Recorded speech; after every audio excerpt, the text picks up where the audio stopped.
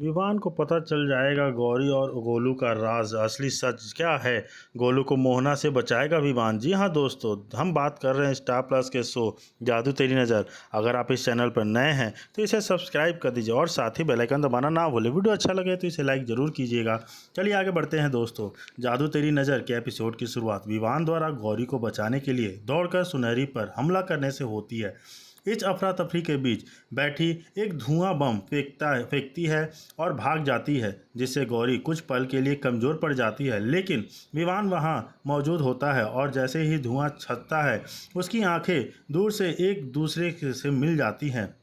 भावनाएं उन दोनों पर हावी हो जाती है। आंखों में आंसू लिए विवान करीब आता है, धीरे से गौरी का हाथ पकड़कर अपने दिल पर रखता है। विवान के उसे अपनी बाहों में भर लेने पर उनकी आंखों में जुदाई का दर्द झलकता है।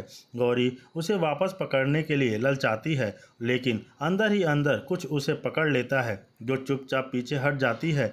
उससे विवान भ्रमित और टूट जाता है। इस बीच नानी, छोटू और गोलू को अपने साथ शहर के संकरी गलियों से होते हुए चिंतित और सतर्क होकर जाती हुई दिखाई देती है। जैसे ही वह चलती है, अर्जुन और हर्ष उन्हें देख लेते हैं। वे रुकते हैं और उसका अभिवादन करते हैं। विनम्रता से अपना परिचय देते हैं। वे नानू और गोलू को उनके गंतव्य तक छोड़ने की पेशकश करते हैं। नानी हिचकिचाती है लेकिन स्वीकार कर लेती है। उन्हें डर है कि कहीं वे सच ना उजागर कर दें। गोलू विवान का बेटा है।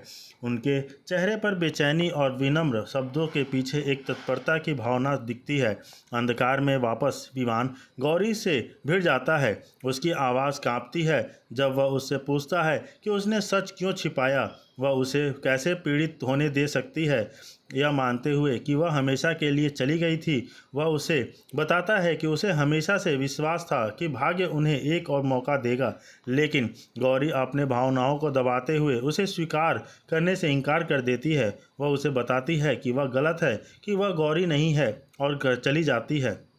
विवान जवाब के लिए बेताब होकर उसका पीछा करता है, लेकिन वह ठंडे स्वर में दावा करती है कि उनका नाम पुष्पा है और वह विवान नाम से किसी व्यक्ति को नहीं जानती। इनकार उसे बहुत चुभता है। दूसरी तरफ उर्वी गुस्से से भरी हुई गोलू को पकड़ने में विफल रहने के लिए सुनहरी और बेटी को दंडित करती है।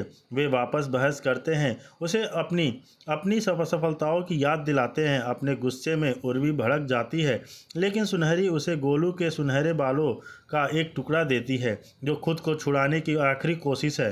बाल अप्राकृतिक रूप से चमकते हैं, जो बच्चे की शक्ति का संकेत है। उर्वी बाल ले लेती है। उसका दिमाग पहले से ही उसके अगले कदम की योजना बना रहा होता है। वह खुद गोलू का शिकार करने का फैसला करती है। बच्चे की रहस्यमयी ऊर्जा का दोहन करने के लिए दृढ़ संकल्पित होती है।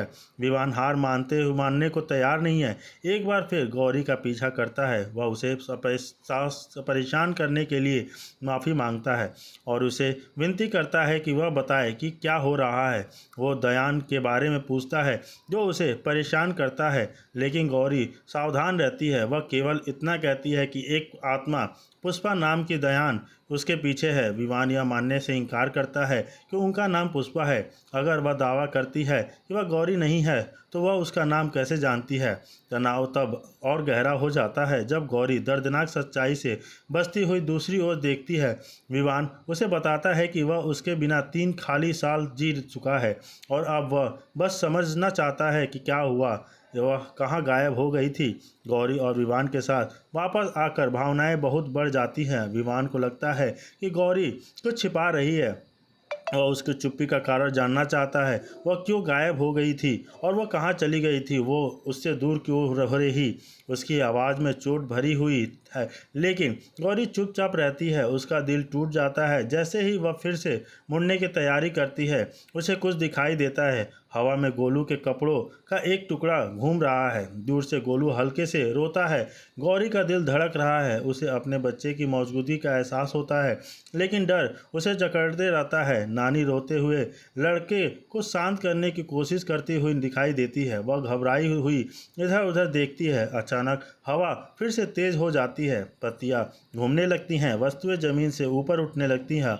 हवा भरी प्राकृतिक जो जाती है, ऐसा लगता है मानो धरती ही उनकी दबी हुई भावनाओं पर प्रतिक्रिया कर रही हो। उनके आसपास की हर चीज़ तैरने लगती है, मानो कोई अंधेरी ऊर्जा ऊपर उठ रही हो। गौरी को एहसास होता है कि वह अब और नहीं छिपा सकती। उस सच्चाई कबूल करते हुए उसकी आवाज़ फट जाती है। हाँ, वह गौरी है, लेकिन उसकी आंखें दर्द से भरी है, क्योंकि वह विवान पर उसकी ज़िंदगी में खलल डालने का आरोप लगाती है। वह उससे कहती है कि उसने सबके लिए बहुत कुछ किया है और चुपचाप सहा है। वह अब श्रापों और छायाओं से उलझी दुनिया का हिस्सा नहीं रहना चाहती। वह शांति चाहती है, आत्माओं की रेंगती हुई पकड़ और रात में भयानक फुसफुसाहट से दूर एक सामान्य जीवन। विवान अवाक रह जाता है। अब गौरी अपनी पीठ उसकी ओर करके अपने कदमों के अंतिमान के साथ चली जाती है। हवा अभी भी अवशेषित महसूस होती है और जैसे कि कुछ अशुभ भी होने वाला है, और अशुभ अभी भी देन देखा कर रहा है, इंतजार कर रहा है बस कि कुछ हो। जी हाँ दोस्त, वह मंदिर की तरफ भाग जाती है और वो चाहती है कि फ़िलहाल वह एक मंदिर के अंदर छिपने का फैसला करती है। उन्हें लगता है कि दयान को उनकी मौजूदगी का पता नहीं चलेगा। जैसे ही गौरी और नानी मंदिर में प्रवेश करते हुए सुनहरी उनका पीछा करने की कोशिश करती है, लेकिन पवित्र दहलीज पार करते हुए उसकी पैर जलने लगते हैं, जिसे वह रुक जाती है। यह देखकर बैठी सुनहरी से कहती है कि वह उनके पीछे जाएगी। हालांकि अतीत की यादें, जहां गोलू ने उन्हें सबक सिखाया था, उसे रोक देती है। सुनहरी फिर गोलू को अपने पास लाने के लिए एक आदमी को अपने वश में करने का फैसला करती है। मंदिर के अंदर गौरी भारी मन से भगवान से बात करती है। वह कबूल करती है कि वह विवान से एक सच्चाई छिपा रही है। उसे नहीं पता कि गोलू उसका बेटा है। गौरी को डर है कि अगर विवान को सभी सच्चाई का पता चल गया तो वह उसे कभी माफ़ नहीं कर पाएगा। विवान से प्यार करने के बावजूद उसे लगता है कि वह उसे अपने बच्चे की खातिर सच्चाई को छिपाना चाहिए।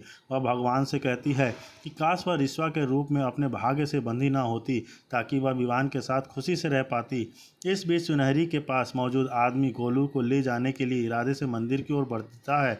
दूसरी तरफ विवान, अर्जुन और हर्ष अपने रास्ते पर हैं और यात्रा के दौरान हर्ष उनकी बातचीत के दौरान गौरी का जिक्र करता है। वह विवान से कहता है कि उसे अतीत के बारे में नहीं सोचना चाहिए और याद रहे उसे खुद को चोट नहीं पहुंचानी चाहिए। हर्ष उसे एक नई जिंदगी शुरू करने के लिए प्रोत्साहित करता है, लेकिन अपराध बोध से भरा विवान बताता है कि गौरी की कथित मौत के लिए उस खुद को जिम्मेदार मानता है। उसका मानना है कि उसकी ज़िंदगी खत्म कर दी और उसने उसके लिए खुद को बलिदान कर दिया। विवान स्वीकार करता है कि वह अब सिर्फ इसलिए जिंदा है क्योंकि उसने उसके लिए अपनी ज़िंदगी त्याग दी। जैसे जैसे बातचीत आगे बढ़ती है, अर्जुन बताता है कि उसने गोलू के साथ एक मौजूद रिश्ता बना लिया था। वह विवान उसे बहुत कुछ हुए टाल देता है कि बच्चे के प्रति स्नेह होना स्वाभाविक है। जी हाँ दोस्तों, गोलू को खास बात है कि ऐसा लगता है कि वह किसी तरह से उससे जुड़ा हुआ है। फिर अर्जुन विवान को गौरी के फ़ोन से गोलू की एक तस्वीर